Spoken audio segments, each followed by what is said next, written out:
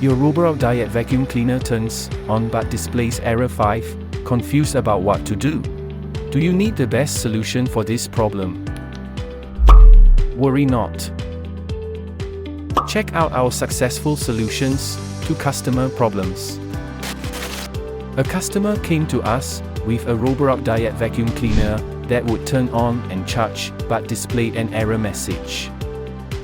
We then took the vacuum cleaner for further inspection. And when we turned it on, error message 5 appeared like this.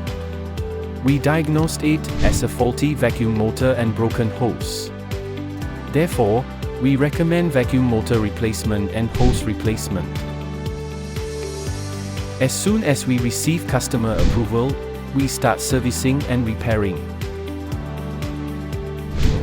Before returning the vacuum to the customer, we also unit test it to ensure it works smoothly. Moment of truth. Vacuum cleaner works like a champ. It works perfectly.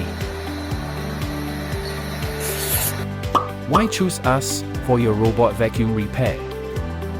Expert diagnosis and solutions. Transparent communication with our customers. Swift and efficient repair processes. Thorough unit testing for guaranteed performance. Need help with your robot vacuum? Let us be your solution.